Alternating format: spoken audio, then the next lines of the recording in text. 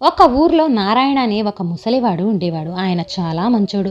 ఎప్పుడూ ఇతరులకు సహాయం చేయాలి అనుకునేవాడు. ఊరి బయట ఉన్న చింత చెట్టు కింద ఒక చిన్న కొట్టమేసి పెద్ద బాన పెట్టి ఆ దారిన వచ్చే వాళ్ళకి పోయే వాళ్ళకి చల్లని నీళ్లు అందించి సంతోషించేవాడు.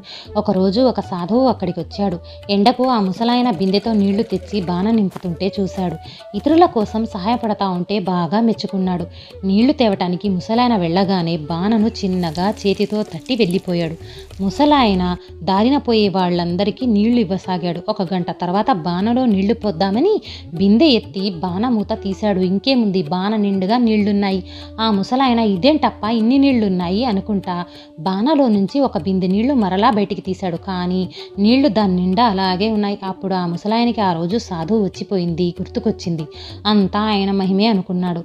ఆ రోజు నుండి ఆ ముసలాయనకు నీళ్లు తెచ్చే పని తప్పింది. ఎండాకాలమైనా చలికాలమైనా వానాకాలమైనా ఆ కుండ ఎప్పుడు నిండుగానే ఉండేది. అలా కొన్నేళ్లు గడిచాక ఆ రోజు ముసలాయనకు చనిపోయే రోజు దగ్గర పట్టింది. చనిపోయే ముందు కొడుకును పిలిచి ఆ బాణ విషయం చెప్పి నా తర్వాత కూడా నువ్వు ఈ పని కొనసాగించమని చెప్పాడు.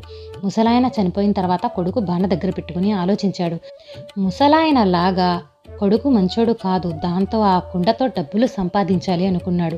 నీళ్లు దొరక్క కరువుతో బాధపడుతున్న దేశాలకి పోయి చెంబు రూపాయి 2 రూపాయలకు అమ్మటం మొదలుపెట్టాడు. అలా చాలా డబ్బులు సంపాదించి అన్నీ ఒక డబ్బాలో వేసుకుని ఇంటికి వచ్చాడు. సంతోషంగా ఇంట్లో కూర్చొని ఎన్ని డబ్బులు వచ్చాయో లెక్క పెడదామని డబ్బా తెరిచాడు. లోపల డబ్బులు లేవు, ఉత్త నీళ్లే ఉన్నాయి. దాంతో అతనికి కోపం వచ్చి ఆ కుండను ఇంటి బయట విసిరి కొట్టాడు. దాంతో ఆ కుండ పగిలిపోయింది. అందులో నుంచి నీళ్లు రావటం ఆగలేదు.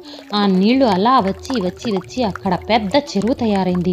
చుట్టుపక్కల జనాలంతా ఆ నీటిని తోడుకొని వాడుకోసాగారు. పంటలు పండించుకోసాగారు. కానీ ఆ నీళ్లు కొంచెం కూడా తగ్గటం లేదు.